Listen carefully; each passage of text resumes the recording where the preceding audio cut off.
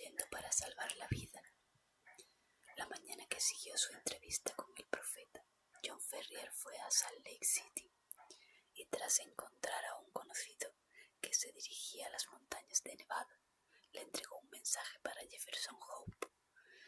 En él comunicaba al joven el inminente peligro que les amenazaba y lo indispensable que era su regreso, hecho lo cual se sintió menos inquieto y volvió a casa en mejor estado de ánimo.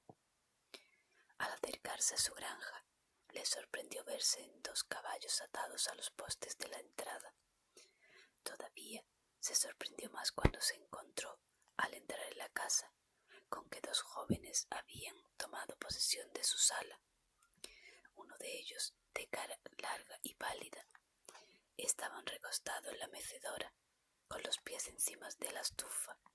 El otro, un tipo de cuello de toro y facciones toscas y abotargadas, permanecía de pie delante de la ventana, con las manos hundidas en los bolsillos y silbando un himno popular. Ambos saludaron a Ferrer con una inclinación de cabeza, y el de la mecedora inició la conversación. «Quizá usted no nos conozca», dijo. «Él es el hijo del anciano Drever, y yo soy Joseph Strangerson, que viajó con ustedes por el desierto cuando el Señor alargó su mano y los acogió en el auténtico redil.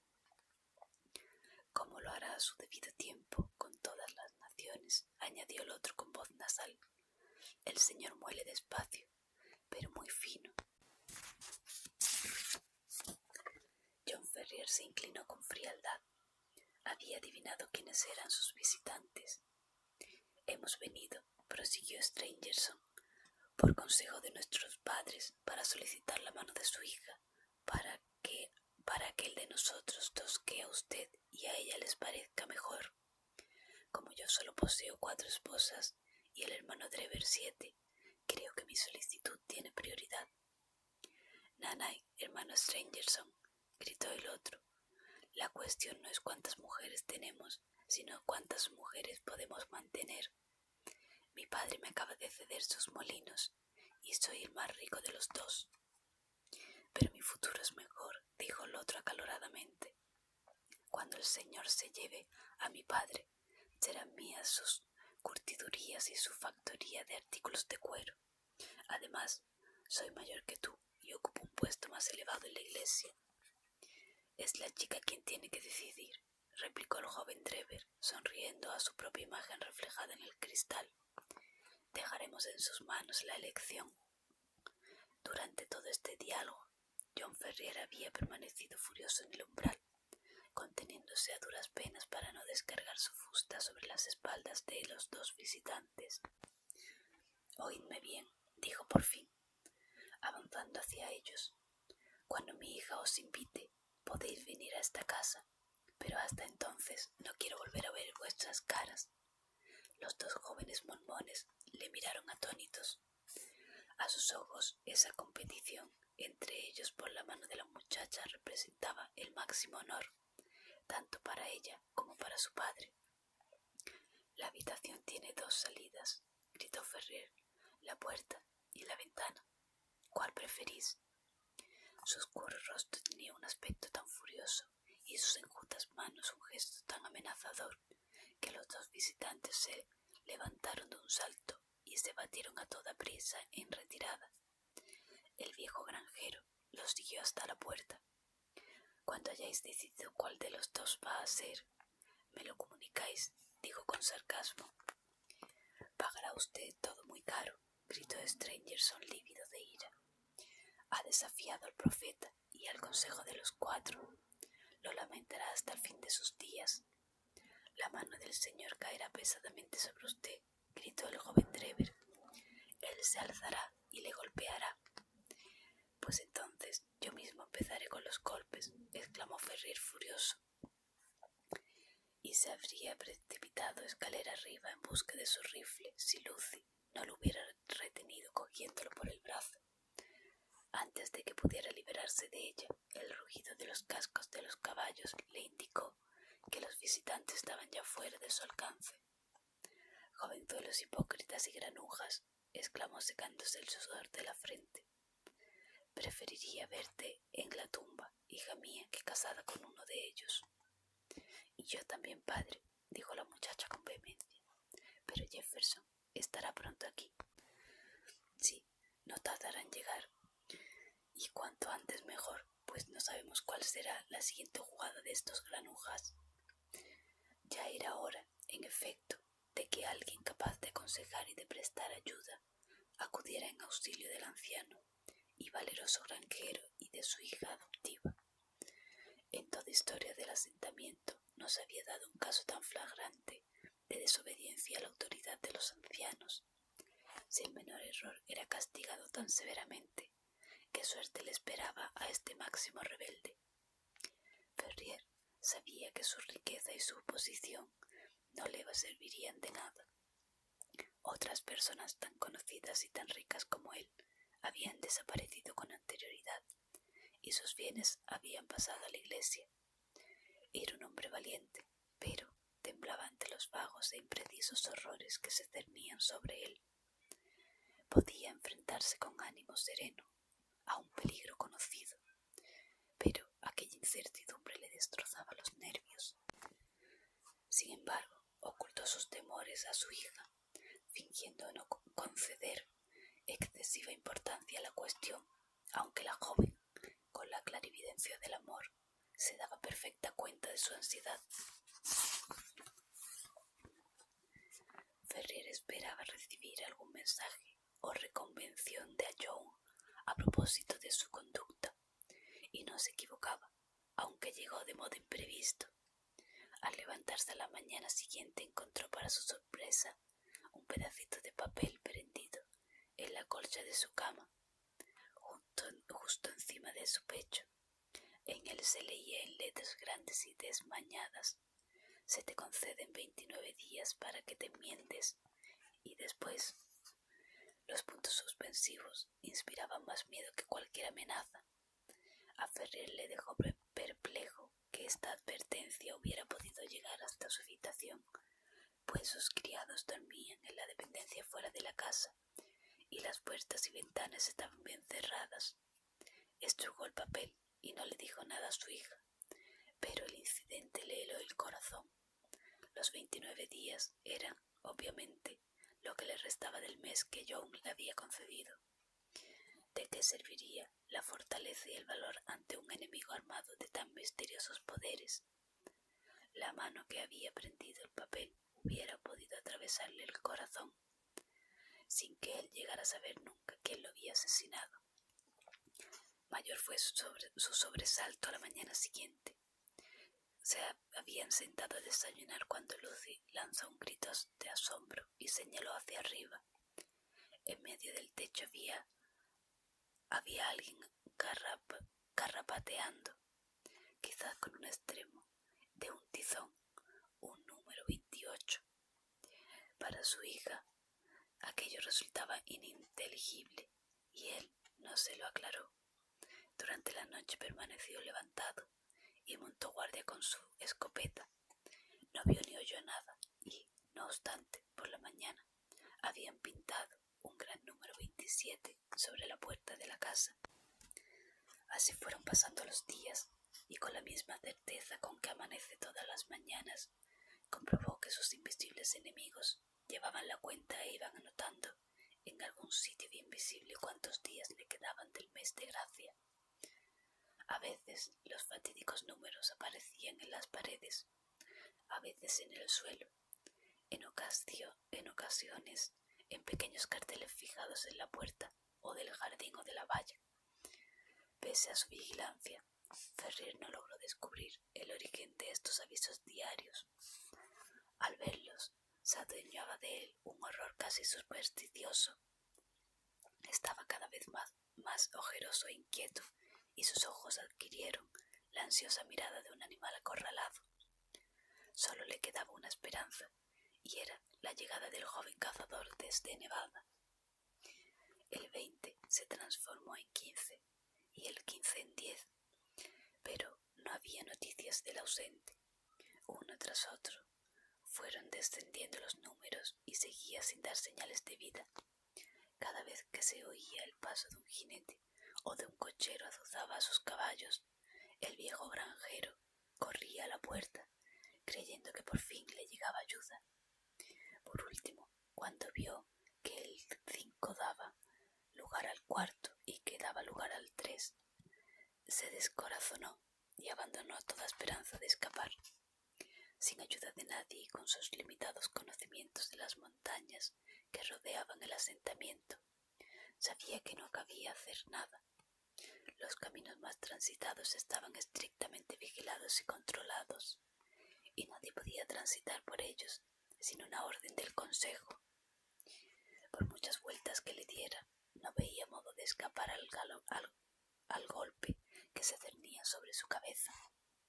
Sin embargo, no vaciló un solo instante en su resolución de perder la vida antes de aceptar que considerada la deshonra para su hija.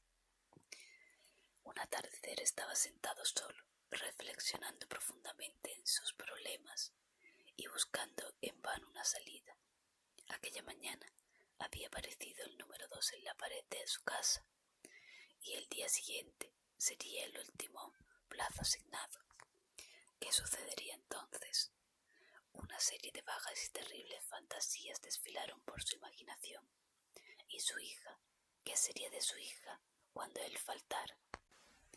No había modo de escapar a la invisible red que iba estrechando el cerco a su alrededor. Dejó caer la cabeza sobre la mesa y sollozó al pensar en su propia impotencia. ¿Qué era aquello?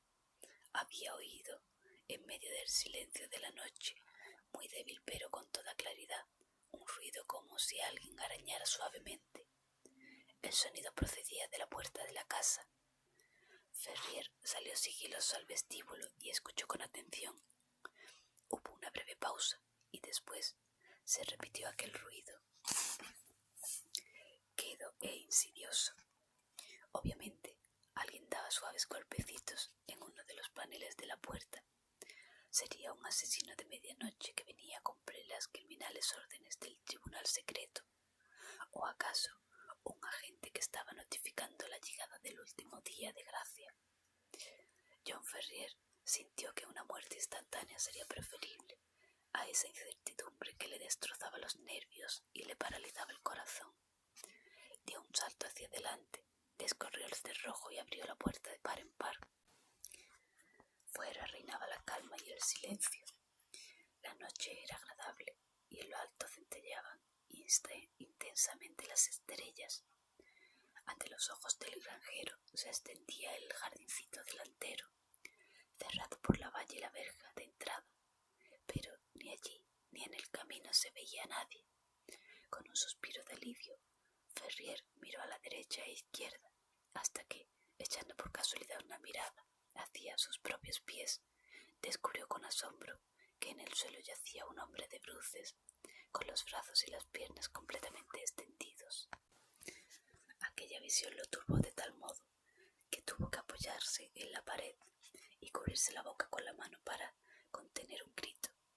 Lo primero que pensó fue que se trataba de un hombre herido o moribundo, pero mientras lo contemplaba, vio que reptaba por el suelo y se deslizaba dentro del vestíbulo con rapidez y el sigilo de una serpiente.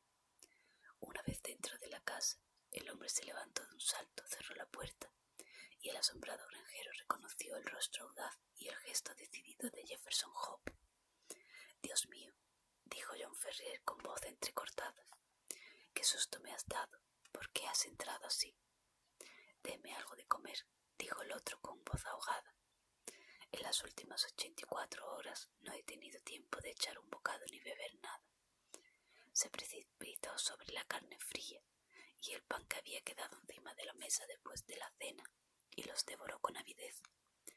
«¿Resiste bien Lucy esta situación?», preguntó una vez saciado su apetito. «Sí, ignora el peligro que corremos», respondió su padre. «Mejor así. La casa está vigilada por todas partes. He tenido que reptar hasta aquí. Puede que sean condenadamente listos, pero no lo bastante para atrapar a un indio Washoe». Ahora que contaba con un fiel aliado, John Ferrier se sintió otro hombre. Cogió la curtida mano del joven y la estrechó efusivamente. «Eres un hombre de quien se puede estar orgulloso», le dijo. «Pocos habrían venido a compartir nuestros peligros y nuestros problemas». «Verá usted, amigo», respondió el joven cazador, «yo le tengo a usted un respeto, pero si estuviera usted solo en este lío, me lo pensaría muy mucho antes de meterme en este avispero. Es Lucy la que me trae aquí, y antes de que ella le pase algo malo, habrá en Utah un Hope menos. ¿Qué vamos a hacer? Mañana es el último día, y si no hacen algo esta noche, están perdidos. Hay una mula y 2 caballos esperándonos en el barranco del Águila. ¿De cuánto dinero dispone usted? $2,000 en oro y 5,000 en billetes. Bastará, yo tengo otro tanto. Debemos ir a toda prisa a Carson City, pasando a través de las montañas. Mejor que despierte a Lucy, y menos mal que los criados no duermen dentro de la casa». Mientras Ferrier estuvo ausente, preparando a su hija para el inminente viaje, Jefferson Hope metió todos los víveres que pudo encontrar en un paquete y llenó de agua un cántaro, pues sabía por experiencia que las montañas, los manantiales son escasos y están distantes entre sí. Apenas había concluido estos preparativos cuando regresó el granjero con su hija, vestida y a punto para la marcha. El saludo entre los enamorados fue cariñoso pero breve, pues cada minuto era preciso y restaba mucho por hacer. «Tenemos que irnos enseguida», dijo Jefferson Hope, en el tono bajo pero resuelto de alguien que ha calibrado la gravedad del peligro y ha decidido afrontarlo. «Las entradas de delante y de detrás están vigiladas, pero si nos movemos con cautela, podemos escapar por la ventana lateral y correr campo a traviesa. Una vez en la carretera, estamos solo a 2 millas de la cañada donde nos esperan los caballos. Al amanecer nos encontraremos a medio camino, en plena montaña». «¿Y si nos cortan el paso?», preguntó Ferrier. Hope dio una palmadita en la culata del revólver, que sobresalía de la parte delantera de su camisa. «Si son demasiados para nosotros, nos llevaremos a 2 o 3 por compañía», dijo con una sonrisa siniestra. Habían apagado todas las luces del interior de la casa, y desde la ventana en sombras Ferrier vislumbraba los campos que habían sido suyos y que iban a abandonar para siempre. Sin embargo, llevaba mucho tiempo preparándose para el sacrificio, y la honra y la felicidad de su hija le importaban mucho más que las riquezas perdidas. Parecía todo tan tranquilo y tan feliz. Los susurrantes árboles y los vastos y silenciosos trigales, que era difícil cobrar conciencia de que por doquier acechaba la muerte. Pero la palidez y la grave expresión del joven cazador atestiguaba que, al acercarse a la casa, había visto lo suficiente para estar convencido de ello. Ferrier llevaba la bolsa con oro y el dinero. Jefferson Hope cargaba con las escasas provisiones y con el agua, en tanto que Lucy había reunido un hatillo sus pertenencias más preciadas.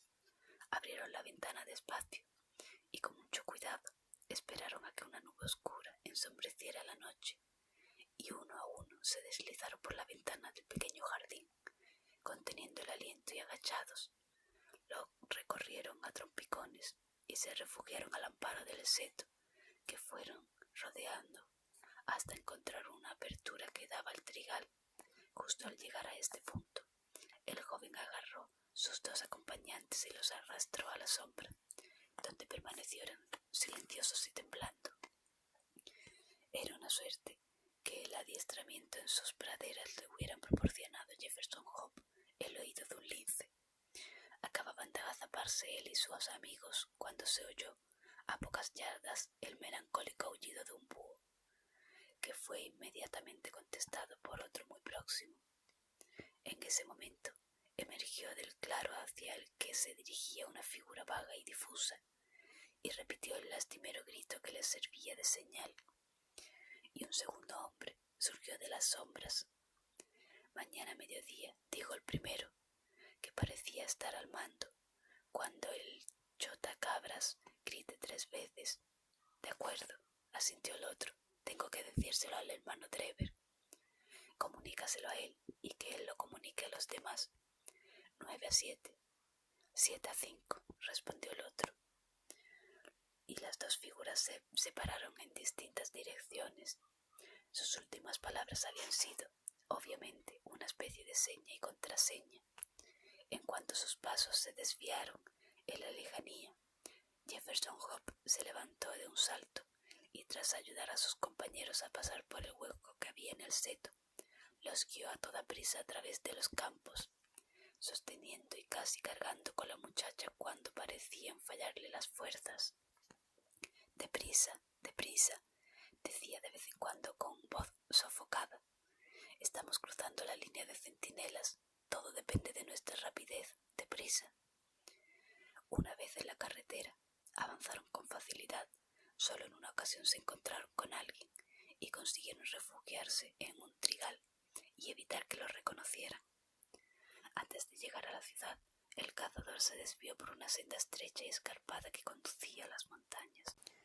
2 negras cumbres dentadas surgieron ante ellos en medio de la oscuridad, y el desfiladero que cruzaba entre las dos era el barranco del Águila, donde les esperaban los caballos. Guiado por su certero instinto, Jefferson Hope se abrió camino entre los grandes peñascos y a lo largo de los cauces secos de los ríos, hasta llegar al rincón apartado, protegido por las rocas donde estaban atados los fieles animales. La chica montó en la mula y el viejo Ferrier con la bolsa de dinero en uno de los caballos, mientras Jefferson Hope conducía al otro por el sendero escarpado y peligroso. Era un camino desconcertante para quien no estuviera habituado a enfrentarse a la naturaleza en sus aspectos más agrestes. A un lado se erguía un enorme risco de más de 1000 metros de altura, negros, severos y amenazador, cuya rugosa superficie estaba cubierta de largas columnas basálticas, como costillas de un monstruo petrificado. Al otro lado, un delirante caos de enormes pedruscos y detritus impedía el paso. Entre ambos discurría el irregular sendero, tan estrecho en algunos puntos que había que avanzar en fila india, y tan accidentado que solo un jinete muy experto podría pasar por él. No obstante, a pesar de todos los peligros y dificultades, los fugitivos sentían el corazón ligero, pues cada paso aumentaba la distancia entre ellos y el terrible despotismo del que venían huyendo. Pronto, sin embargo, tuvieron una prueba de que no habían abandonado todavía la jurisdicción de los santos. Cuando ya habían alcanzado la zona más agreste y desolada del paso, la muchacha dio un grito de sobresalto y señaló hacia arriba. Sobre una roca que dominaba todo el paraje destacaba claramente contra el cielo la figura de un centinela solitario. Los vio en el mismo instante en el que ellos lo descubrían a él, y su enérgico y marcial «¿Quién vive?» resonó en el silencio barranco. «Viajeros a Nevada», dijo Jefferson Hope con una mano en el rifle que colgaba de la montura. Pudieron ver que el solitario vigilante mantenía el dedo puesto en el gatillo de la pistola y los escudriñaba desde las alturas como si la respuesta no le satisfaciera. «¿Con permiso de quién?», preguntó. «De los 4 santos», respondió Ferrier. Su experiencia con los mormones le había enseñado que era esta la máxima autoridad a la que podía remitirse. 9-7, gritó el centinela. 7-5, respondió Jefferson Hope de inmediato, recordando la contraseña que había oído en el jardín. «Adelante, y que el Señor os acompañe», dijo la voz desde arriba. A partir de este puesto de guardia, el sendero se ensanchaba y los caballos pudieron empezar a trotar. Al mirar hacia atrás, vislumbraron al solitario vigía apoyado en su fusil y comprendieron que habían dejado atrás el último puesto del pueblo elegido y que,